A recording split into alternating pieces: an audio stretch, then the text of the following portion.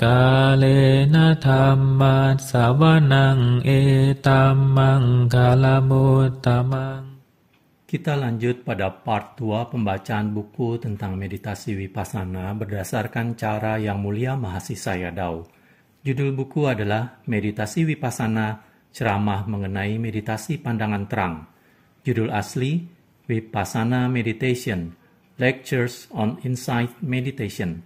Penulis Sayadaw U. Janaka Biwamsa, penerbit Yayasan Satipatthana Indonesia, Yasati, edisi kedua Agustus 2008. Pada bagian deskripsi video telah ditambahkan keterangan waktu atau timestamp yang bisa Anda klik untuk bisa langsung menuju pokok bahasan tertentu. Bab 3. 7 manfaat meditasi Vipassana. 7 manfaat meditasi Vipassana seperti yang diajarkan Buddha tertulis dalam Mahasatipatthana Sutta, khotbah mengenai 4 landasan perhatian penuh. Tetapi sebelum saya membahas hal itu, saya ingin menerangkan kepadamu secara singkat mengenai 4 aspek dalam agama Buddha. Keempat aspek itu adalah: 1. Aspek pengabdian dalam agama Buddha. 2. Aspek etika dalam agama Buddha. 3. Aspek moral dalam agama Buddha. 4. Aspek praktek dalam agama Buddha, termasuk aspek pengalaman. Aspek pengabdian. Aspek pengabdian dalam agama Buddha berarti upacara dan ritual, membaca sutta dan parita, mempersembahkan bunga dan dupa, juga mempersembahkan makanan dan jubah. Jika kita melakukan perbuatan baik seperti itu, kita melakukannya dengan keyakinan, sraddha dalam bahasa Sanskrit, atau saddha dalam bahasa Pali. Kata saddha susah diterjemahkan ke dalam bahasa Indonesia. Tak ada kata dalam bahasa Indonesia yang sepadan. Jika menerjemahkan saddha sebagai keyakinan, kata keyakinan tidak melingkupi arti yang sesungguhnya. Dan jika kita menerjemahkan sebagai kepercayaan, kata ini juga tidak melingkupi arti saddha yang sebenarnya. Kita tidak dapat menemukan satu kata pun dalam bahasa Indonesia yang dapat memberikan arti yang lengkap dari saddha. Bagi saya, saddha dapat diartikan sebagai percaya melalui pengertian yang benar terhadap dhamma. Ketika kita melakukan upacara agama, kita melakukan dengan keyakinan terhadap 3 permata Triratna. Kita yakin terhadap Buddha, Dhamma, ajarannya, dan Sangha, siswa-siswa Buddha. Kita memiliki pandangan bahwa Buddha telah menghancurkan seluruh kekotoran batin melalui pencapaian pencerahan sempurna, sehingga beliau layak dihormati, atau seorang arahat. Beliau adalah seorang Buddha karena beliau telah berjuang dan mencapai pencerahan sempurna berkat usaha sendiri, bukan karena belajar Dhamma dari guru-guru lain. Kita percaya kepada Buddha dengan cara ini. Buddha mengajarkan kita untuk hidup bahagia dan damai. Dan beliau mengajarkan kita jalan yang menuju pada berhentinya segala macam penderitaan. Kita percaya bahwa jika kita mengikuti jalannya atau ajarannya, kita pasti akan hidup bahagia dan damai, dan dapat melepaskan diri dari penderitaan.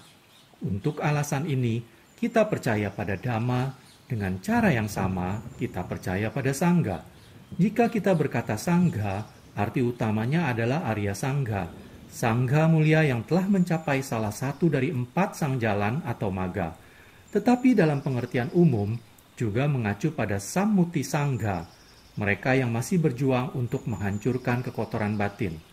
Demikianlah kita memberikan penghormatan kepada 3 permata Triratna, yaitu Buddha, Dhamma, dan Sangha.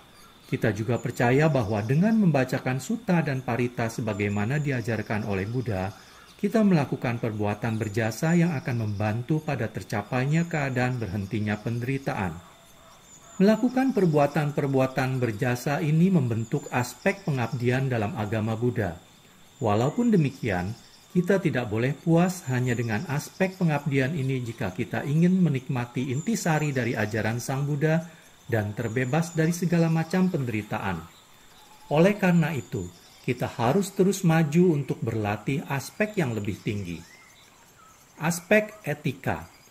Aspek kedua dalam agama Buddha adalah aspek etika. Hal ini mengikuti ajaran Buddha mengenai pemurnian dari pikiran, ucapan, dan perbuatan kita. Ada banyak doktrin yang mengupas aspek etika dalam agama Buddha. Dengan mengikuti doktrin-doktrin ini, kita dapat mencapai kehidupan yang bahagia, baik dalam kehidupan ini maupun yang akan datang. Tetapi kita tidak dapat menghilangkan penderitaan secara total. Aspek etika dalam agama Buddha adalah 1. Menghindari segala macam perbuatan buruk atau jahat. 2. Melakukan perbuatan berjasa atau perbuatan baik. 3. Memurnikan pikiran dari segala macam kekotoran batin. Ini adalah 3 bagian dari aspek etika dari apa yang telah diajarkan oleh Sama Sambuddha. Dan ini adalah nasihat dari semua Buddha. Jika kita mengikuti ajaran ini, kita dapat hidup bahagia dan damai karena agama Buddha ditemukan berdasarkan hukum sebab dan akibat. Jika kita menghindari segala macam perbuatan buruk, kita tidak akan mengalami penderitaan karena hasil yang buruk. Untuk memurnikan pikiran dari kekotoran batin, kita harus melatih meditasi samatha dan vipassana. Dengan meditasi samatha, pikiran dapat dimurnikan hanya sewaktu kita berlatih meditasi. Tetapi bila tidak dalam keadaan bermeditasi, kekotoran batin akan menyerang kita kembali. Jika kita memurnikan pikiran kita melalui realisasi dari proses batin dan jasmani dalam sifat alamiah yang sebenarnya, kekotoran batin tersebut tidak dapat kembali lagi. Realisasi atau pandangan terang dari fenomena batin dan jasmani dikenal sebagai vipassana nyana atau pengetahuan pandangan terang. Vipassana nyana ini dapat mengatasi dan mengurangi beberapa aspek dari kekotoran batin seperti keserakahan, kemarahan, hayalan, dan lain-lain. Kekotoran batin tertentu yang telah dihancurkan oleh vipassana nyana tidak akan mampu menyerang kita lagi. Artinya, jika kita telah mengalami pengetahuan pandangan terang, pengalaman tersebut tidak akan hilang atau lenyap dari diri kita. Ketika kita merenungkan pengalaman pandangan terang yang telah dicapai dalam meditasi, pandangan terang ini akan muncul kembali. Dengan kekuatan pandangan terang ini, kekotoran batin yang telah dibasmi tidak akan muncul lagi, sehingga kita dapat memurnikan pikiran dari beberapa kekotoran batin. Tetapi bila kita memiliki sadha yang tinggi, kita akan berusaha keras dalam berlatih hingga mencapai maga keempat, tingkat jalan kesucian arahat. Kemudian kita dapat membasmi seluruh kekotoran batin. Ketika seluruh kekotoran batin telah dihancurkan, maka tidak akan muncul penderitaan atau duka, dan pikiran telah termurnikan sepenuhnya. Maka tidak akan muncul penderitaan lagi. Penderitaan akan berhenti. Pemurnian pikiran dari kekotoran batin ini berhubungan dengan aspek praktek dalam agama Buddha. Sedangkan 2 bahasan sebelumnya berhubungan dengan aspek etika dalam agama Buddha. Ada juga Manggala Sutta, Sutta Nipata ayat 258-269 dengan 38 jenis berkah utama. Di dalam sutta ada beberapa etika yang harus diikuti yang dapat membuat kita hidup bahagia dan damai. Contohnya, kamu harus tinggal di tempat yang sesuai di mana kamu dapat menjadi sejahtera dalam segala aspek karena telah melakukan perbuatan berjasa di kehidupan yang lampau.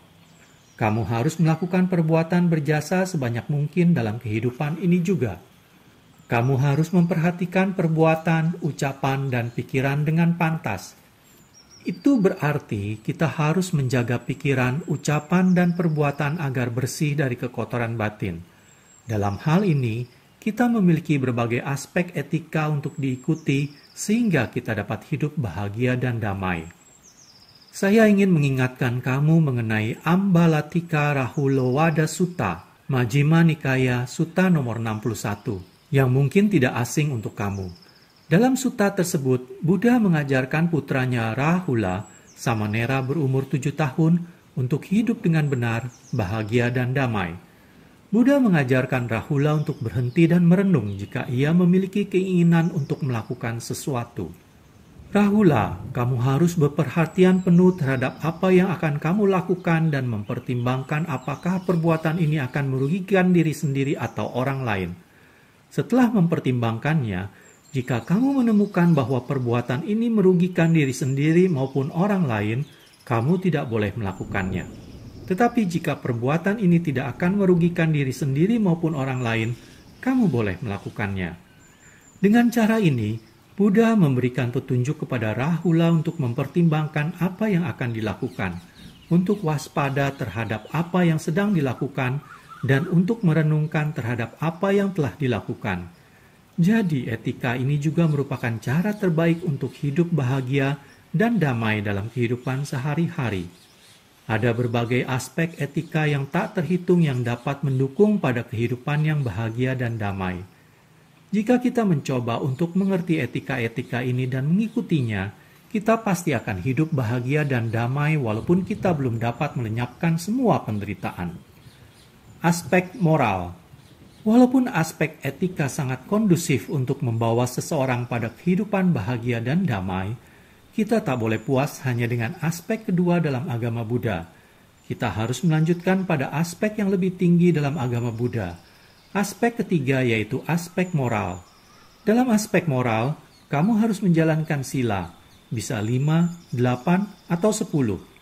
10 sila adalah untuk calon biku atau samanera, sedangkan biku harus menjalankan 227 sila. Dalam kehidupan sehari-hari, umat awam setidaknya harus menjalankan 5 sila. Jika kita dapat menjalankan 5 sila dengan sempurna, moral kita menjadi murni. Jika kelakuan moral telah murni, kamu dapat berlatih meditasi dengan mudah, baik itu meditasi samatha ataupun meditasi vipassana. Berdasarkan kemurnian kelakuan moral, seorang meditator dapat dengan mudah berkonsentrasi pada objek meditasi dan mendapatkan konsentrasi yang dalam, di mana pikiran menjadi jernih, tenang, dan bahagia. Aspek praktek. Berikutnya adalah aspek yang keempat, aspek praktek dalam agama Buddha. Kita harus berlatih meditasi sehingga kita dapat melepaskan diri dari kekotoran batin dan sebagai akibatnya mencapai berhentinya segala macam penderitaan. Dalam hal ini, kita dapat berlatih 2 macam meditasi yang merupakan aspek praktek dalam agama Buddha. Pertama, dapat membawa ke pencapaian konsentrasi yang dalam. Tetapi meditasi vipassana membawa ke pencapaian berhentinya penderitaan melalui realisasi proses batin dan jasmani dalam sifat alamiah yang sebenarnya. Buddha lebih menekankan pada meditasi tipe kedua, meditasi vipassana. Ketika kita berlatih meditasi vipassana, yogi harus mengikuti Mahasatipatthana Sutta, khotbah mengenai 4 landasan perhatian penuh. Jika kita menerapkan perhatian penuh pada semua proses batin dan jasmani, dipastikan kita akan mencapai berhentinya penderitaan. Buddha menerangkan 4 landasan perhatian penuh pada saat beliau memberikan khotbah tentang Mahasatipatthana Sutta di provinsi Kuru. 7 manfaat meditasi. Pada permulaan syair sutta tersebut, Buddha menerangkan 7 manfaat yang bisa didapat seseorang meditator melalui pengalaman dhammanya. Manfaat pertama adalah pemurnian dari semua kekotoran batin. Jika seseorang melatih meditasi vipassana, ia dapat memurnikan pikirannya dari seluruh kekotoran batin, kilesa. Kata bahasa Pali, kilesa, mungkin tidak asing lagi bagi kalian. Kilesa diterjemahkan sebagai kekotoran batin oleh cendekiawan Buddhis. Kekotoran batin ada 10 macam. 1. Lobha. 2. Dosa. 3. Moha. 4. Ditthi. 5. Mana. 6. Wicikicca. 7. Tinamidha. 8. Uddhaca kukuca. 9. Ahirika. 10. Anotappa. Lobha berarti bukan hanya keserakahan, tetapi juga keinginan, nafsu, mendambakan, kemelekatan, dan cinta. Saat salah satu keadaan batin ini muncul, pikiran menjadi tercemar, sehingga hal ini bisa juga disebut sebagai kekotoran batin. Dosa adalah kebencian, kemarahan, kehendak jahat, atau ketidaksukaan. Moha adalah hayalan atau kebodohan batin. Ditthi adalah pandangan salah. Mana adalah kesombongan, wicikicca adalah keraguan-raguan, tinamidha adalah kemalasan dan keengganan. Mengantuk juga termasuk dari kategori ini. Tinamidha adalah teman lama dari para meditator dan juga dari mereka yang mendengarkan Dhamma. Hari ini, sewaktu wawancara, Semua meditator melaporkan pengalamannya. Saya capek, saya mengantuk. Pada setiap awal latihan, kita harus berjuang karena belum terbiasa menjalankan meditasi vipassana. Ini adalah keadaan kritis dalam meditasi, tetapi tidak akan bertahan lama, mungkin hanya berlangsung selama 2 atau 3 hari. Setelah 3 hari, semua meditator akan baik kembali. Mereka akan menemukan bahwa tidak terlalu susah untuk mengalahkan teman lama yang menghalangi kemajuan mereka pada konsentrasi dan juga pandangan terang. Uddhaca kukuca berarti kegelisahan dan penyesalan. Ahirika berarti sifat yang tidak tahu malu. Seseorang yang tidak merasa malu terhadap perbuatan buruk baik melalui ucapan, pikiran, dan perbuatan. Anotappa berarti tidak merasa takut, adalah sikap mental yang tidak merasa takut dalam melakukan perbuatan jahat melalui ucapan, pikiran, dan perbuatan. Perasaan tidak takut berbuat jahat ini adalah salah satu kekotoran batin. Inilah 10 macam kekotoran batin yang harus dilenyapkan atau dihilangkan dari pikiran kita dengan berlatih meditasi vipassana.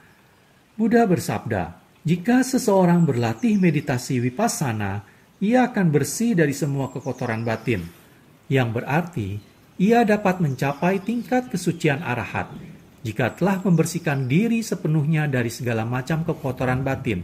Inilah manfaat pertama. Manfaat kedua. Manfaat kedua dari vipassana adalah mengatasi kesedihan dan kekhawatiran. Kamu tidak akan merasa khawatir terhadap kegagalan, sedih terhadap kematian saudara, atau kehilangan pekerjaan. Kamu tidak akan menyesal terhadap apapun jika kamu berlatih meditasi vipassana. Walaupun belum mencapai jalan dan buah dari jalan, atau magga dan phala, kamu tetap dapat mengatasi kesedihan dan kekhawatiran dalam batas tertentu. Hal ini dikarenakan saat kesedihan atau kekhawatiran muncul, kamu akan berperhatian penuh padanya sebagaimana apa adanya. Ketika perhatian penuh menjadi kuat, kekhawatiran atau kesedihan akan berhenti dan hilang. Bila Anda telah mengembangkan meditasi vipassana sepenuhnya, tingkat kesucian arahat pasti tercapai dan terbebas dari kekhawatiran dan kesedihan secara permanen. Dengan cara inilah, kekhawatiran dan kesedihan dapat diatasi oleh meditasi vipassana. Manfaat ketiga yaitu dapat mengatasi ratap tangis. Walaupun orang tua, anak, ataupun saudaramu meninggal, tidak akan merasa sedih akan kematian mereka, karena mengerti sepenuhnya proses batin dan jasmani terhadap yang kita sebut anak atau orang tua. Dalam hal ini, ratap tangis dapat diatasi dengan berlatih meditasi vipassana.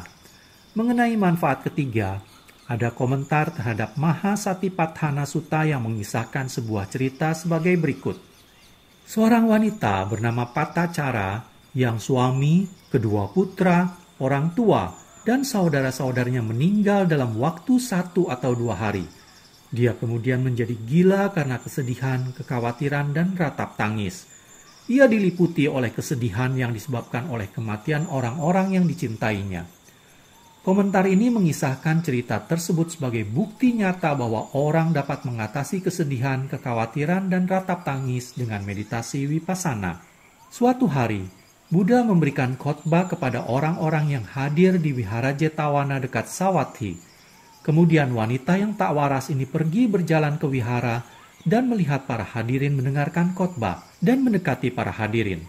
Seorang pria tua yang sangat baik kepada orang miskin melepaskan jubah luarnya dan melemparkannya kepada wanita tersebut. Ia berkata, "Anakku sayang, gunakanlah jubahku ini untuk menutupi tubuhmu." Pada saat yang sama, Buddha berkata kepadanya, "Saudari yang baik, sadarlah." Karena kata-kata Buddha yang lembut, kesadaran wanita tersebut kembali pulih. Ia kemudian duduk di salah satu sudut dan ikut mendengarkan khotbah. Buddha yang mengetahui bahwa wanita tersebut telah pulih kesadarannya, mengarahkan khotbah itu kepadanya. Mendengar khotbah yang diberikan oleh Buddha, wanita itu perlahan-lahan menyerap intisari dhamma tersebut. Saat pikirannya telah siap untuk merealisasi dhamma, Buddha membabarkan 4 kebenaran mulia. Dukkha saca, kebenaran mulia mengenai penderitaan. Samudaya saca, kebenaran mulia mengenai penyebab penderitaan. Nirodha Saca, kebenaran mulia mengenai berhentinya penderitaan. Magga Saca, kebenaran mulia mengenai jalan menuju berhentinya penderitaan. 4 kebenaran mulia mencakup nasihat bagaimana caranya untuk tetap berperhatian penuh pada apapun yang muncul dalam batin dan jasmani sebagaimana apa adanya.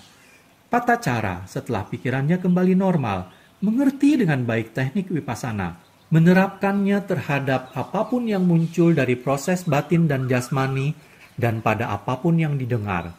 Ketika perhatian penuhnya mencapai momentum, konsentrasinya juga menjadi lebih dalam dan kuat.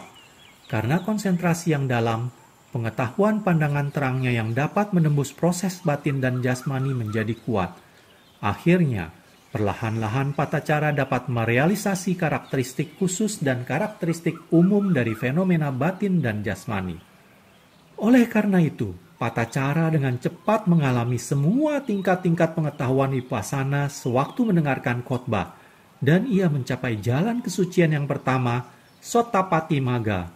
Melalui pengalamannya terhadap dhamma dari meditasi vipassana, kesedihan, kekhawatiran dan ratap tangis yang dimilikinya menghilang total dari pikirannya, dan ia menjadi wanita baru. Demikianlah Patacara mengatasi kesedihan, kekhawatiran dan ratap tangisnya melalui meditasi vipassana. Komentar Mahasatipatthana Sutta menyebutkan, bukan hanya orang-orang di zaman Buddha, tapi orang-orang di zaman sekarang juga dapat mengatasi kesedihan dan kekhawatiran jika mereka berlatih meditasi vipassana dan mencapai tahapan pandangan terang yang tinggi. Kamu juga termasuk orang yang dapat mengatasi kesedihan dan kekhawatiran melalui meditasi vipassana. Manfaat keempat adalah berhentinya penderitaan jasmani. Manfaat kelima adalah berhentinya penderitaan batin. Penderitaan jasmani seperti rasa sakit, kaku, gatal, kesemutan, dan sebagainya dapat diatasi dengan berperhatian penuh pada saat retret meditasi, dan begitu juga dalam kehidupan sehari-hari. Jika kamu memiliki beberapa pengalaman dalam latihan meditasi, kamu dapat mengatasi penderitaan batin dan jasmani dalam lingkup yang lebih besar.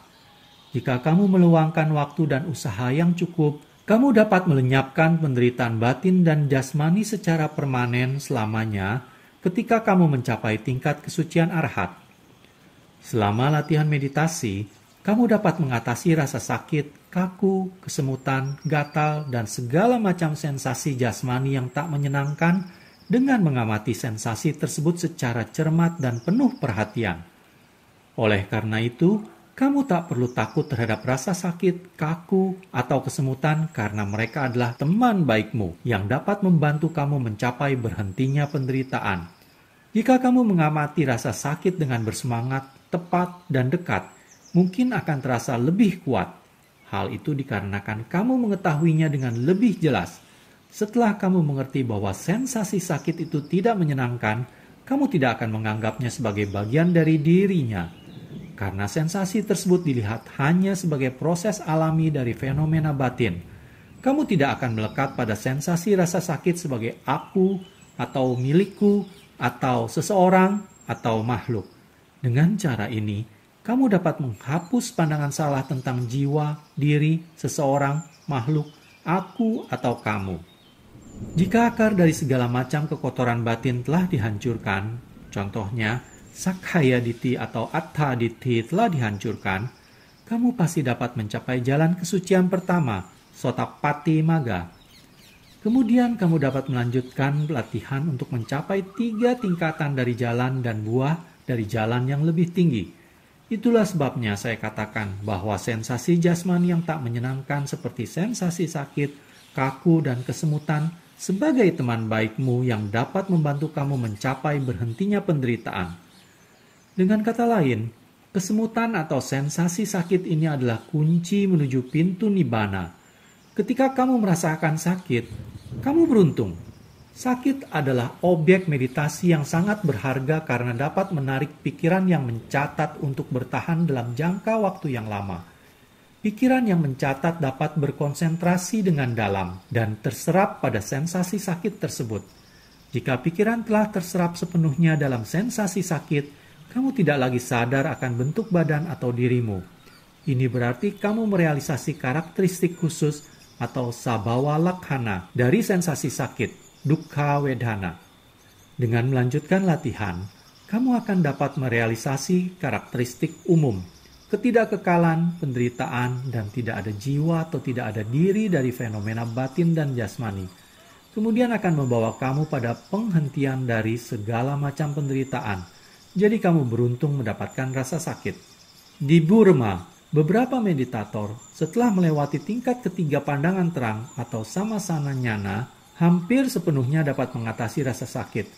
Walaupun demikian, mereka tidak puas karena mereka tidak memiliki rasa sakit untuk diperhatikan, sehingga mereka melipat kaki dan menekannya untuk mendapatkan rasa sakit. Mereka mencari teman baik yang dapat menuntun mereka menuju berhentinya penderitaan. Jika kamu merasa tidak bahagia, amatilah ketidakbahagiaan dengan penuh semangat, penuh perhatian, dan lebih dekat sebagai tidak bahagia. Jika merasa tertekan, tekanan mental itu harus diamati dengan penuh perhatian dan tak kenal lelah. Bila perhatian penuh kamu menjadi kuat, ketidakbahagiaan dan tekanan mental akan berhenti. Jadi, mengatasi penderitaan batin adalah keuntungan kelima dari meditasi vipassana. Manfaat keenam adalah pencapaian pencerahan, jalan dan buah dari jalan, magga dan phala.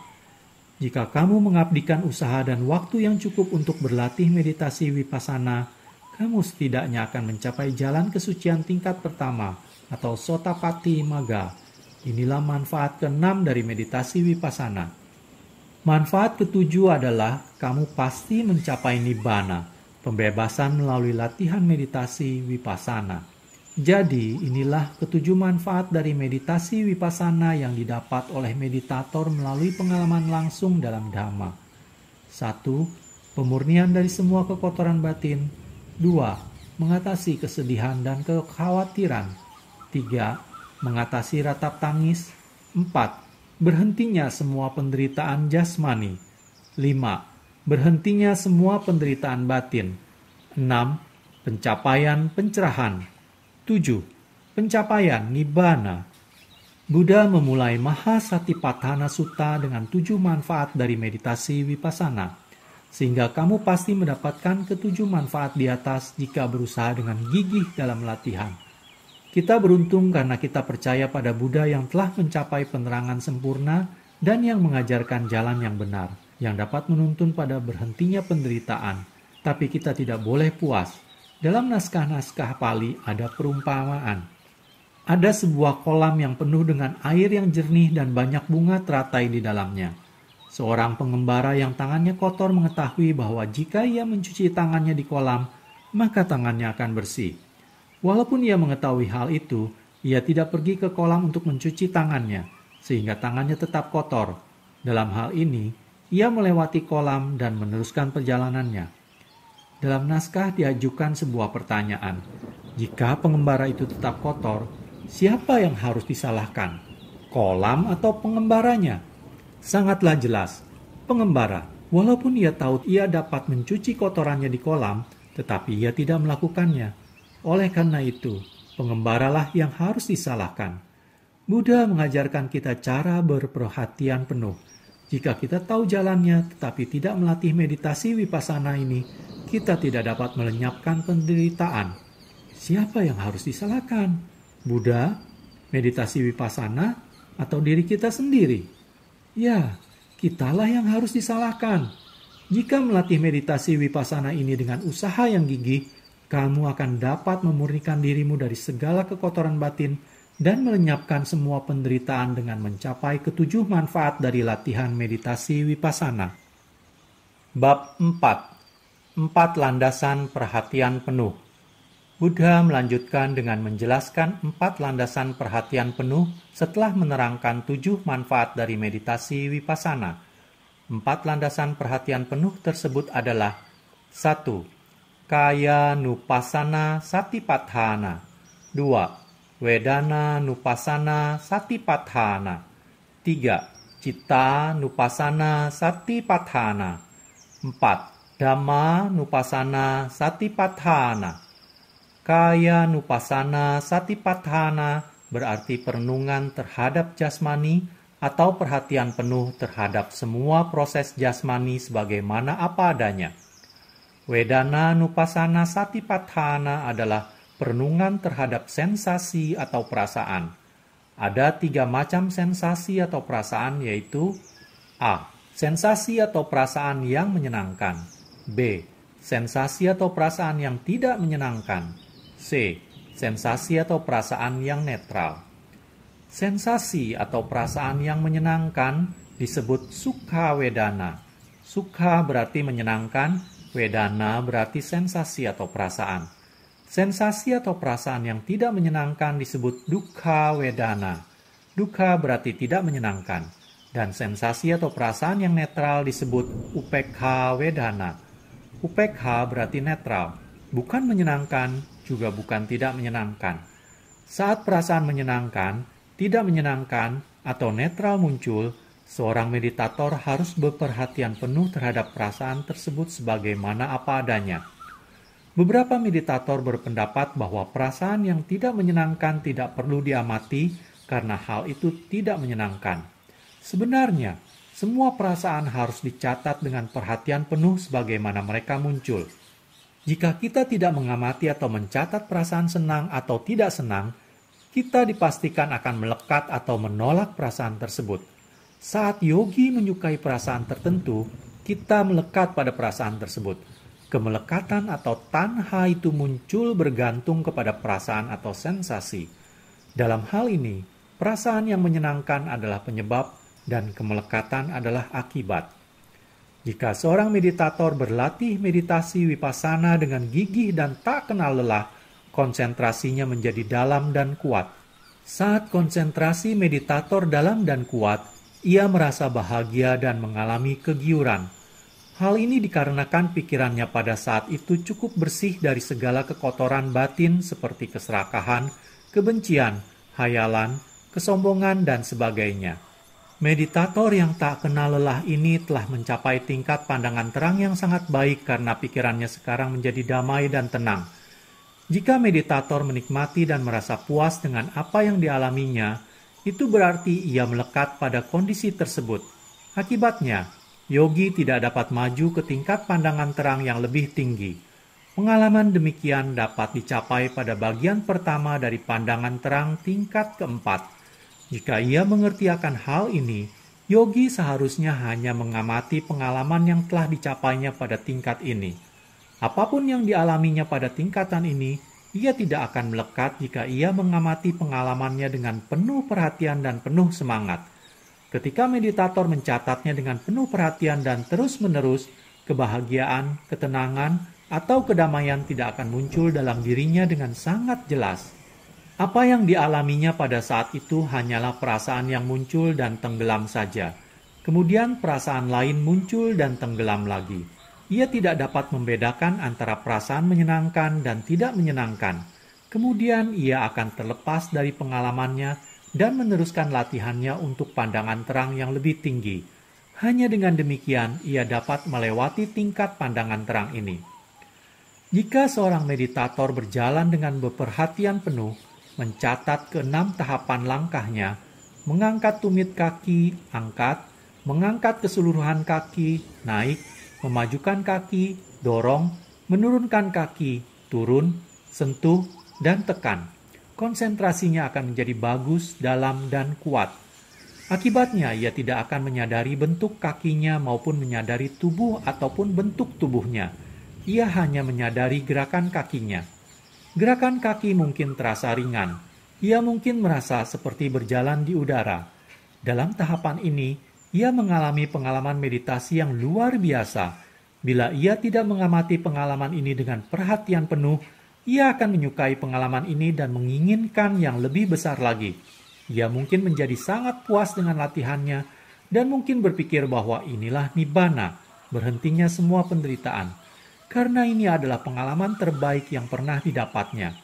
Semua ini dapat terjadi karena ia tidak mengamati pengalaman menyenangkan yang dialaminya, dan oleh karena itu, ia melekat pada sensasi tersebut. Kemelekatan ini muncul tergantung pada sensasi atau perasaan menyenangkan tentang pengalaman baiknya.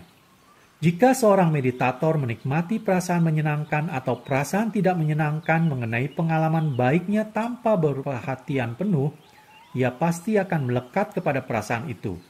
Jadi ia harus mengamati dan waspada dengan perhatian penuh terhadap pengalaman apapun yang didapatnya pada tingkat ini. Ia tidak boleh menganalisa atau berpikir mengenai hal ini. Ia harus waspada terhadap setiap pengalaman yang muncul, agar dapat merealisasi pengalaman terhadap proses batin atau keadaan batin yang juga tidak kekal. Kapanpun ia melakukan pencatatan, ia akan menemukan bahwa pengalamannya tidak kekal. Ketika pikiran yang mencatat menjadi terus-menerus, berkesinambungan, dan kuat, pikiran tersebut akan menembus sifat alamiah dari pengalamannya. Misalnya, keadaan batinnya. Pikiran mulai merealisasi bahwa pengalaman yang terjadi telah lenyap. Jika perasaan menyenangkan itu muncul, pikiran mencatatnya. Kemudian perasaan menyenangkan itu lenyap kembali. Ia kemudian dapat menyimpulkan bahwa perasaan menyenangkan yang terjadi bersama pengalamannya bersifat tidak kekal, anicca. Hal ini dikarenakan ia telah mengerti sifat alamiah ketidakkekalan melalui pengalaman dhammanya sendiri. Di sini, dhamma berarti proses batin dan juga proses jasmani. Karena ia telah merealisasi bahwa perasaan menyenangkan dan pengalaman baiknya tidaklah kekal, ia tidak akan melekat padanya. Kemelekatan tidak akan muncul bila ia telah mengerti dengan benar sifat alamiah yang sebenarnya dari keadaan batin yang baik atau pengalaman yang baik. Hubungan sebab dan akibat. Bila kemelekatan tidak muncul, keterikatan atau upadana tidak akan muncul. Jika keterikatan tidak muncul, maka tidak akan ada perbuatan baik atau buruk, baik itu melalui pikiran, perkataan, ataupun perbuatan. Perbuatan yang disebabkan oleh keterikatan dikenal sebagai kamma bhava, dapat berupa perbuatan baik atau perbuatan buruk. Perbuatan baik melalui jasmani disebut kusala kaya kama, dan perbuatan buruk melalui jasmani disebut akusala kaya kama. Perbuatan baik melalui ucapan disebut kusala waci kama, dan perbuatan buruk melalui ucapan disebut akusala waci kama. Perbuatan baik melalui pikiran disebut kusala mano kama, dan perbuatan buruk melalui pikiran disebut akusala mano kama. Perbuatan-perbuatan ini atau kama muncul karena keterikatan yang muncul sebagai akibat kemelekatan pada perasaan atau sensasi yang menyenangkan atau tidak menyenangkan. Perbuatan yang dilakukan melalui pikiran, ucapan, dan perbuatan akan menjadi sebab, dan akibatnya dapat muncul dalam kehidupan ini atau kehidupan yang akan datang. Jadi dengan cara ini, makhluk-makhluk terlahir kembali melalui perbuatannya yang baik ataupun yang tidak baik. Perbuatan itu disebabkan oleh keterikatan yang memiliki kemelekatan sebagai akarnya.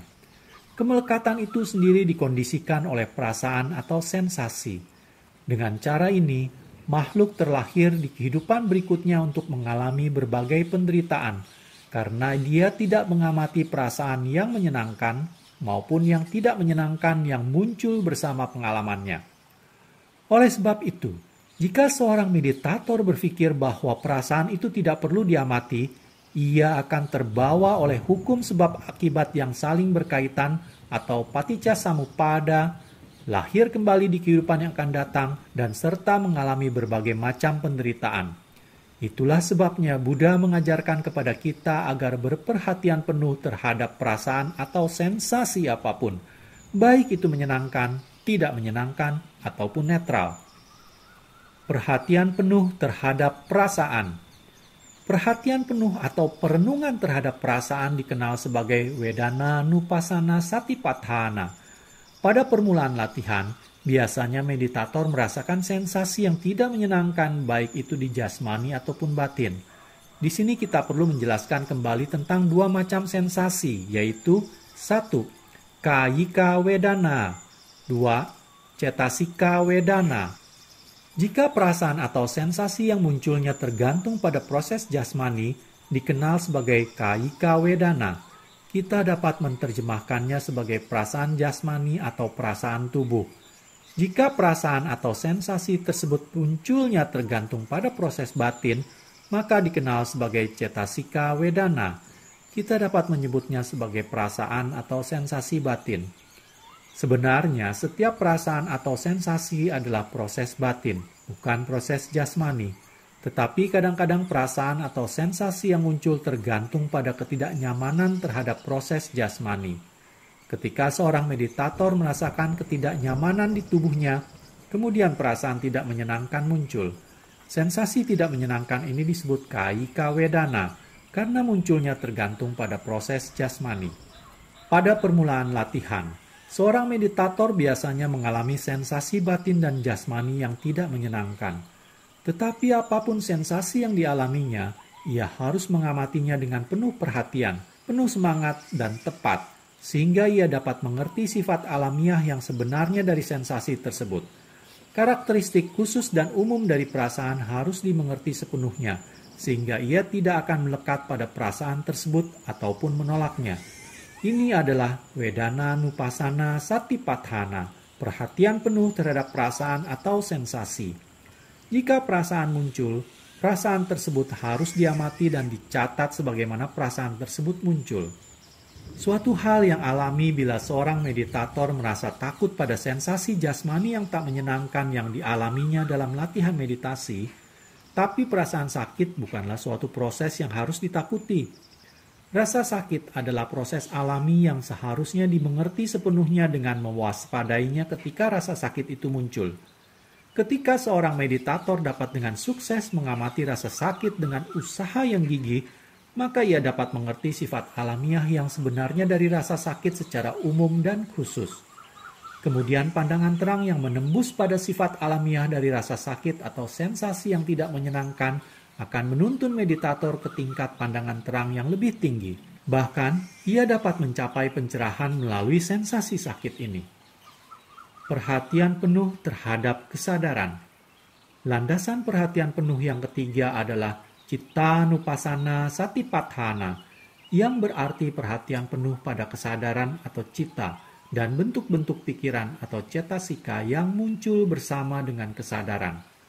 Menurut Abhidhamma, setiap pikiran terdiri dari kesadaran dan hal yang berhubungan dengan kesadaran itu sendiri. Kesadaran tidak pernah timbul sendiri, tapi timbul bersama dengan hal yang berhubungan dengannya. Singkatnya, kesadaran, pikiran, ataupun keadaan batin yang muncul harus diamati dan dicatat dengan perhatian penuh sebagaimana mereka muncul. Inilah yang dimaksud dengan Citta Nupassana Satipatthana. Keadaan batin mungkin baik dan keadaan emosinya mungkin lebih baik.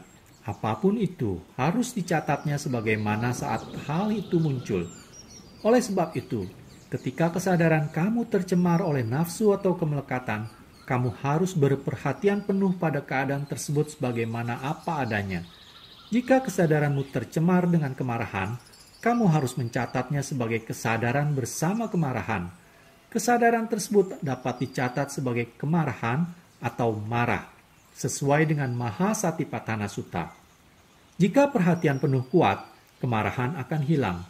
Meditator kemudian merealisasi bahwa kemarahan tidak bertahan lama. Kemarahan itu muncul dan tenggelam. Dengan mengamati kemarahan, meditator mendapatkan dua keuntungan. 1. Mengatasi kemarahan. 2. Merealisasi atau mengerti sifat alamiah kemarahan. Muncul dan tenggelamnya kemarahan atau anicca. Kemarahan adalah salah satu keadaan batin yang dapat membawa meditator pada berhentinya penderitaan bila ia mencatatnya dengan perhatian penuh. Perhatian penuh terhadap Dhamma. Landasan perhatian penuh yang keempat adalah Dhamma Nupassana Satipatthana, yang berarti perenungan atau perhatian penuh terhadap Dhamma. Di sini Dhamma meliputi banyak kategori dari proses batin dan jasmani. Kategori pertama adalah 5 niwarana atau 5 rintangan batin. 1. Kama canda, keinginan indera, keinginan terhadap objek-objek bentuk, suara, bau, rasa, dan sentuhan. 2. Vyapada, kemarahan atau niat jahat. 3. Tinamida, kemalasan dan keengganan, mengantuk, ketumpulan mental, perasaan berat atau kelambanan. 4. Udhaca kukuca, penyesalan, kekhawatiran, atau ketidakbahagiaan terhadap apa yang pernah dilakukan. Aspek pertama, ketidakbahagiaan terhadap kegagalan dalam melakukan sesuatu yang harus dilakukan di masa lampau. Aspek kedua, ketidakbahagiaan terhadap perbuatan yang telah dilakukan yang seharusnya tidak boleh dilakukan. Contoh ini adalah perbuatan yang mengakibatkan karma buruk. 5. Wicikicca, keraguan-raguan. Selama pikiran tercemar, seorang meditator tidak akan dapat menyadari proses batin dan jasmani. Hanya jika pikiran telah terkonsentrasi dengan baik pada objek meditasi, proses batin atau jasmani, ia dapat terbebas dari kekotoran batin atau rintangan batin. Pikiran menjadi jernih dan dapat menembus atau mengerti sifat alamiah dari proses batin dan jasmani sebagaimana apa adanya. Jadi apapun yang muncul dari kelima rintangan batin tersebut, ia harus selalu waspada. Contoh, jika seorang meditator mendengar lagu yang merdu dari luar dan tidak mencatatnya, mungkin akan muncul keinginan untuk mendengarkan lagu tersebut. Ia mungkin ingin mendengarkan kembali lagu tersebut dan menikmatinya. Keinginan untuk mendengarkan lagu adalah keinginan indera, kama canda.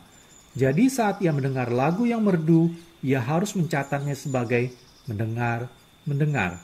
Ia mungkin masih terpengaruh oleh lagu tersebut jika perhatian penuhnya tidak cukup kuat.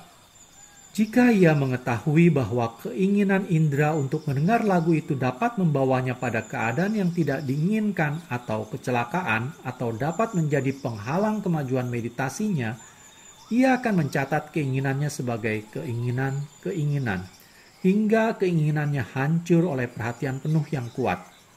Saat perhatian penuh menjadi kuat dan terus-menerus, keinginan itu akan hilang.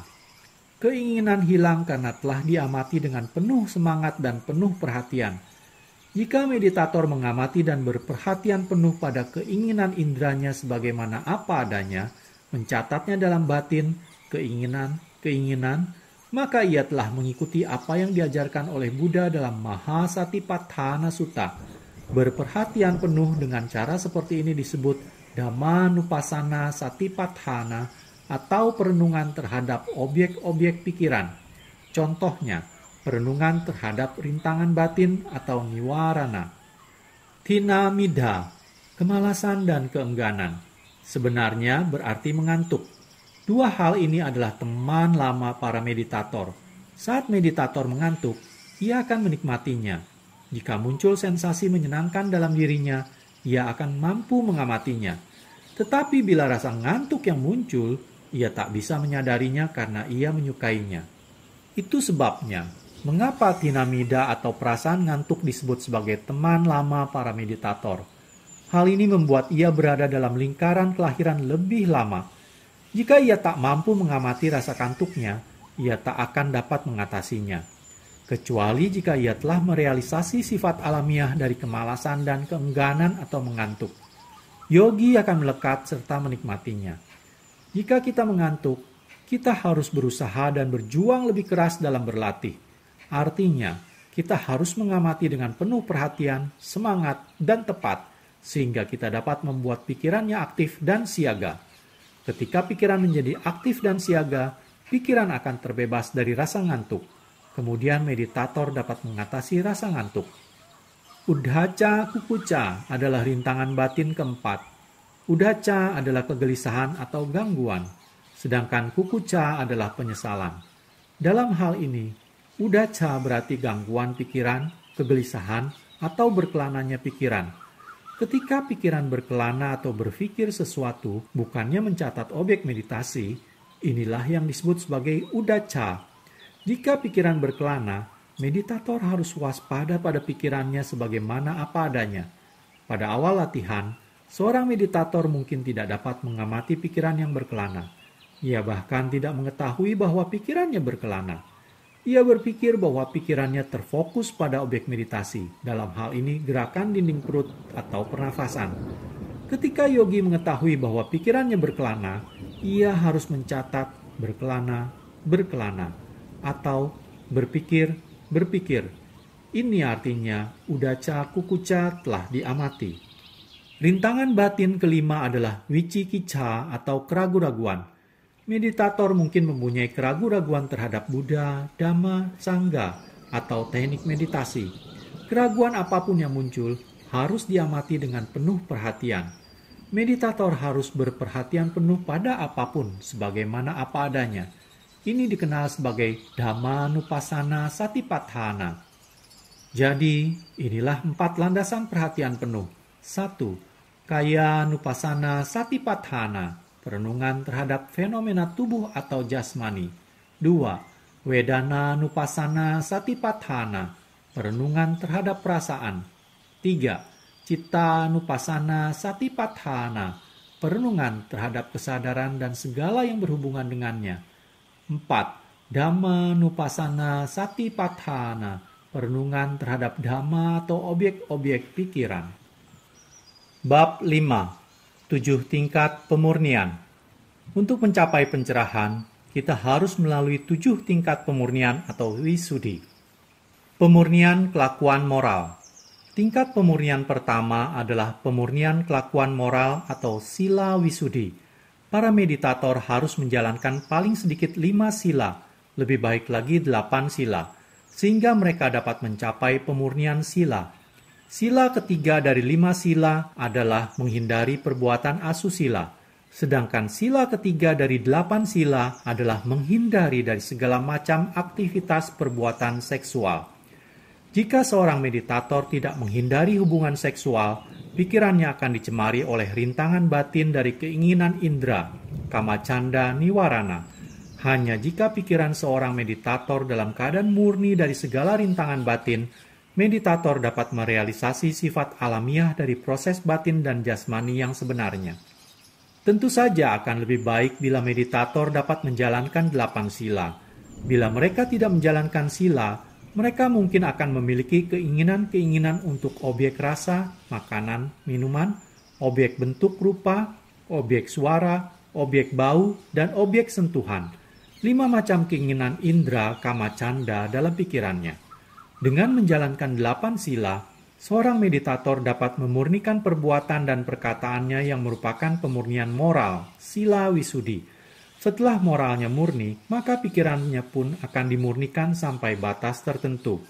Bila pikirannya telah murni, ia menjadi tenang, damai, bahagia, dan dapat berkonsentrasi pada objek meditasi.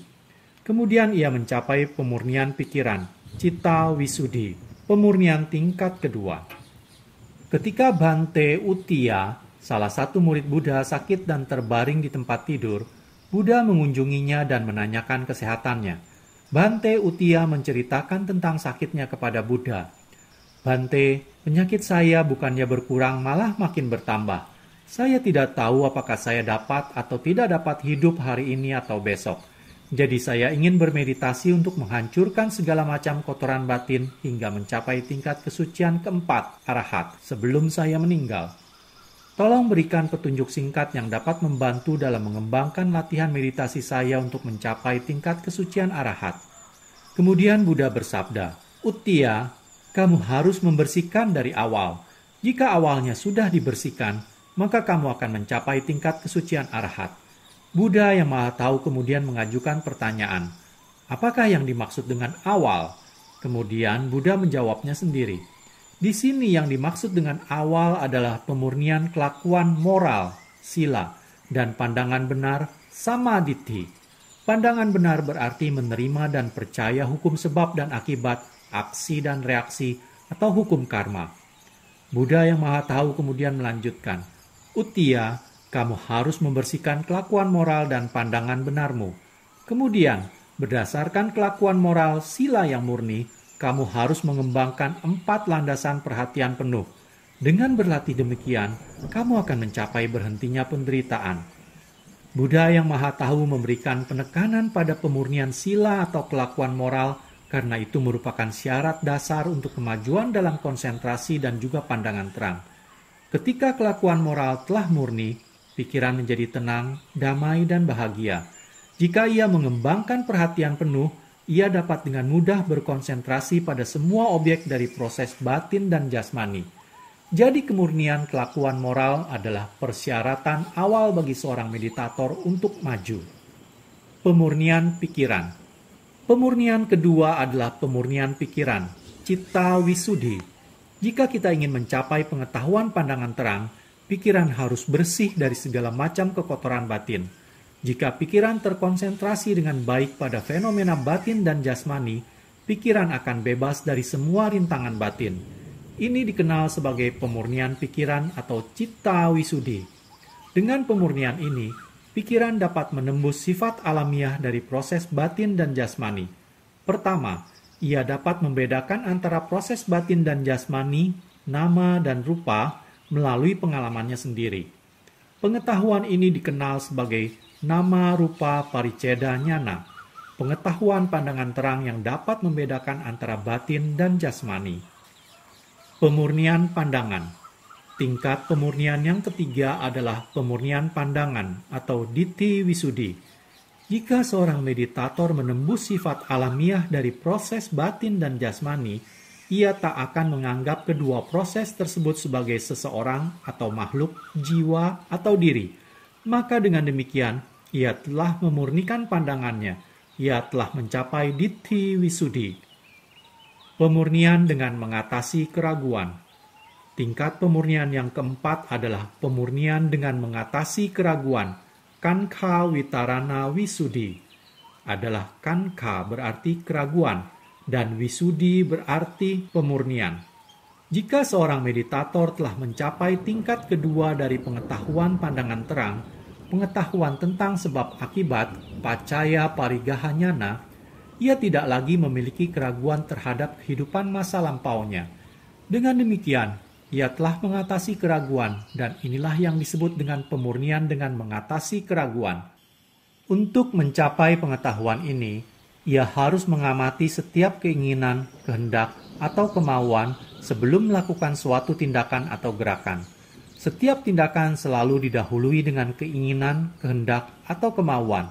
Itulah sebabnya, mengapa kita harus berperhatian penuh terhadap setiap keinginan sebelum tindakan atau gerakan.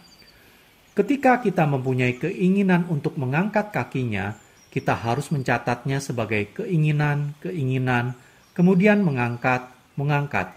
Ketika kita hendak menekuk tangan kita, kita harus mencatatnya sebagai keinginan, kemudian tekuk. Ketika kita sedang makan, kita mempunyai keinginan untuk membuka mulut untuk memasukkan makanan.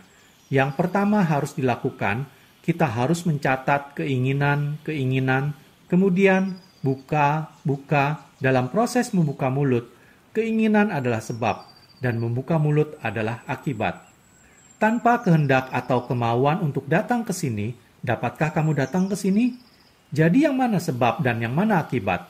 Tindakan datang adalah akibat, keinginan adalah sebabnya. Kemudian, mengapa kamu duduk di kursi? Benar. Hal itu disebabkan keinginan untuk duduk di kursi. Apakah ada yang duduk di kursi? Jika kamu pikir ada seseorang yang duduk di kursi, maka kamu harus membawa sesosok mayat dari rumah sakit dan mendudukkannya di kursi. Mayat tidak dapat duduk di kursi karena tak punya keinginan. Ini hanyalah keinginan. Proses batin yang menyebabkan tindakan atau gerakan. Lalu, apakah sikap duduk itu adalah seorang laki-laki atau seorang wanita? Seorang samanera atau seorang biku? Bukan semuanya. Pada sikap duduk, ada proses jasmani yang didukung oleh unsur angin, wayo dhatu, unsur angin dari dalam dan luar. Duduk adalah proses jasmani. Jadi, jika kita ingin duduk, pertama-tama kita harus mencatat keinginan, kemudian duduk. Semua gerakan dalam proses duduk harus diamati setelah mencatat keinginan. Ketika kita menekuk tangan, pertama-tama catatlah keinginan, kemudian catat gerakan menekuk tangan. Ketika kita meregangkan tangan, pertama-tama catatlah keinginan, kemudian gerakan meregangkan tangan sebagai meregang. Jika konsentrasi kita cukup dalam, dengan menyadari keinginan dan tindakan yang mengikutinya, kita akan merealisasi bahwa tak ada apapun yang muncul tanpa sebab. Segala sesuatu muncul karena ada sebabnya. Oleh sebab itu, yang disebut seseorang, pria atau wanita adalah hanya suatu proses sebab dan akibat. Tidak ada pelaku, tidak ada orang yang melakukan sesuatu. Jika kita percaya ada orang yang duduk, itu disebut sakkaya ditthi atau atta ditthi, pandangan salah mengenai seorang pelaku. Jika kita menyadari sepenuhnya hubungan sebab dan akibat, apapun yang kita sadari hanyalah suatu proses yang alami. Kemudian, Tidak ada yang disebut dengan seseorang yang menjadi presiden ataupun raja. Lalu apa yang ada di masa lampau hanyalah proses sebab dan akibat, sehingga kita tidak ragu akan kehidupannya di masa lampau. Dengan cara inilah, kita dapat mengatasi keraguan-raguan pada kehidupan masa lampau kita. Jadi, inilah yang dikenal sebagai pemurnian dengan mengatasi keraguan-raguan, Kanka Witarana Wisudi. Beberapa meditator kesulitan untuk mengamati keinginan sebelum suatu tindakan dilakukan, karena mereka tidak cukup sabar. Untuk mengamati, kita harus sabar dengan tindakan atau gerakan kita, sehingga kita dapat mengamati keinginan sebelum suatu tindakan atau gerakan dilakukan. Ketika kita mengamati keinginan sebelum mengangkat kaki, kita akan menyadari bagaimana keinginan berhubungan dengan gerakan mengangkat kaki. Begitu juga ketika kita mengamati keinginan sebelum mendorong kaki, kita akan menyadari bagaimana keinginan berhubungan dengan gerakan mendorong kaki.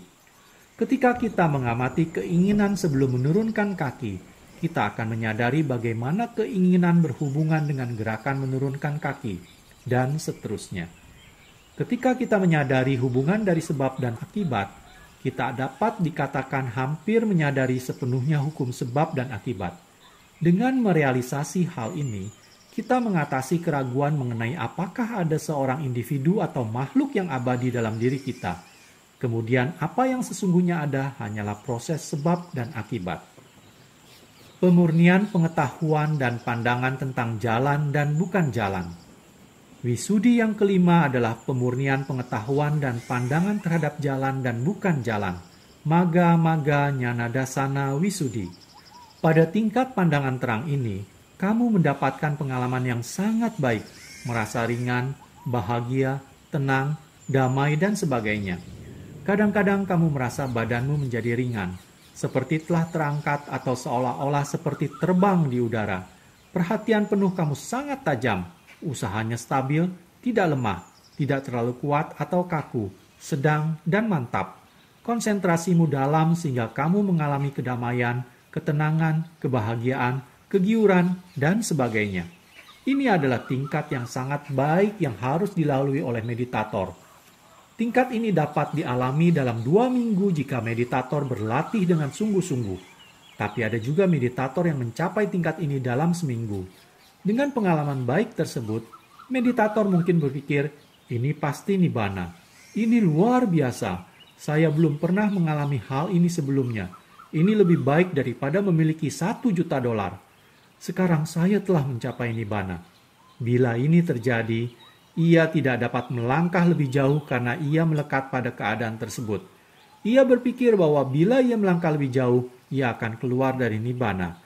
Jika seorang meditator menganggap ini adalah nibbana, ini adalah jalan yang salah. Untuk itu ia harus meneruskan meditasinya dan berlatih dengan sungguh-sungguh. Ini hanyalah pengalaman yang kecil dan tidak berarti. Ia tidak boleh puas dengan pengalaman ini dan harus terus maju dengan latihannya. Pemurnian pengetahuan dan pandangan tentang jalan. Wisudi yang keenam adalah Patipada Nyanyadasana Wisudi. Patipada berarti jalan atau arah latihan. Nyana berarti pengetahuan. Dasana berarti pandangan. Nyana dan dasana di sini berkenaan dengan pengertian yang sama. Dengan maksud memberikan penekanan pada penembusan, naskah menggunakan 2 kata dengan pengertian yang sama, yaitu pengetahuan dan pandangan. Jadi Patipada Nyanadasana Wisudi berarti pemurnian dari pengetahuan dan pandangan tentang jalan atau arah dari latihan.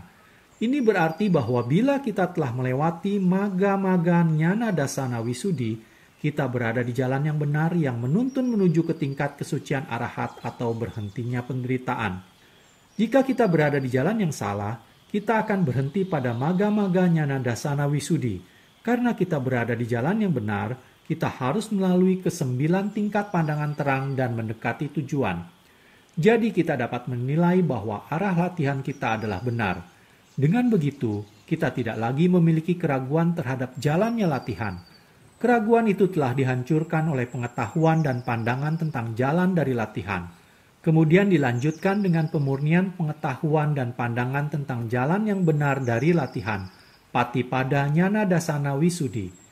Jika kamu mencapai tingkat itu, kamu telah mencapai anuloma nyana, pengetahuan adaptasi, karena pengalaman kamu sesuai dengan pengetahuan pandangan terang tingkat yang lebih rendah dan juga pengetahuan pandangan terang tingkat yang lebih tinggi. Pengetahuan dari kematangan. Jika kita meneruskan latihan, kita akan sampai pada garis batas dalam waktu singkat. Dalam 2 atau 3 momen pikiran, kita telah mencapai garis batas dan berdiri di sana. Yang dimaksud dengan garis batas di sini adalah garis batas antara orang biasa, putujana, dan orang mulia atau suci, Arya. Jika kamu di perbatasan, apakah akan maju terus atau mundur? Jika mundur, perhatian kamu ke masa lampau. Tapi bila maju terus, perhatian kamu berarti ke depan. Di depan adalah berhentinya segala gabungan benda, yaitu berhentinya segala macam unsur batin, nama, dan unsur jasmani, rupa. Jika kamu berdiri di perbatasan, akan dapat melihat ke depan dan belakang. Kemudian kamu akan tahu, jika saya maju terus, semua penderitaan akan berhenti. Jadi, haruskah saya maju? Kamu akan memikirkannya dan jawabannya adalah ya, karena kamu sudah menderita lama sekali, kappa. Kata kappa berarti jumlah kehidupan yang tidak terhitung. Jika kamu berada di perbatasan, kamu akan merenungkan pengalaman masa lalumu. Saya sudah menderita dalam jumlah kehidupan yang tidak terhitung dalam siklus dukkha ini. Saya kira ini sudah cukup. Saya harus mengakhiri semua penderitaan ini. Perhatianmu kemudian akan ditujukan pada berhentinya penderitaan. Pengetahuan mengenai garis perbatasan dikenal sebagai gotrabu nyana. Gotra berarti putujana atau keturunan.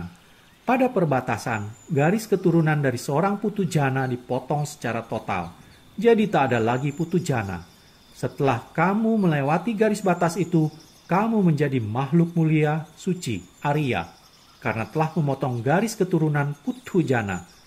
Yang mulia Nyana Ponikatera menerjemahkan Gotrabu Nyana sebagai pengetahuan mengenai kematangan, karena pengetahuanmu cukup matang untuk mencapai jalan kesucian. Sebenarnya, kita dapat menerjemahkannya sebagai pengetahuan yang telah memotong garis keturunan Putujana. Ketika garis keturunan Putujana telah dipotong, meditator telah mencapai Sotapati Maganyana. Ia menjadi seorang mulia suci, Arya. Segera setelah garis batas pengetahuan kematangan, muncul pengetahuan mengenai jalan Maganyana yang merealisasi 4 kebenaran mulia sepenuhnya. Dukkha Sacha, kebenaran mulia mengenai penderitaan. Samudaya Sacha, kebenaran mulia mengenai penyebab penderitaan. Nirodha Sacha, kebenaran mulia mengenai berhentinya penderitaan. Magga Sacha, kebenaran mulia mengenai jalan menuju berhentinya penderitaan. Pemurnian pengetahuan dan pandangan. Karena ia telah merealisasi 4 kebenaran mulia ini, pengetahuan dan pandangannya mengenai kebenaran menjadi murni. Jadi, pengetahuan pandangan ini dikenal sebagai Nyana Dasana Wisudi, pemurnian pengetahuan dan pandangan. Wisudi ketujuh mengacu pada Sotapati Nyana, pengetahuan pertama mengenai jalan kesucian. Jika kamu telah mencapai Wisudi ketujuh, kamu telah menjadi seorang Sotapana. Sota berarti arus dan apana berarti pemasuk. Jadi arti keseluruhannya adalah pemasuk arus. Jika kamu telah mencapai Sotapati Nyana, berarti kamu telah mencapai arus jalan mulia beruas 8. Hanya dengan demikianlah kamu telah mencapai Nyana Dasana Wisudi, pemurnian pengetahuan dan pandangan. Kalena dhammat savanang etamang kalamuttamang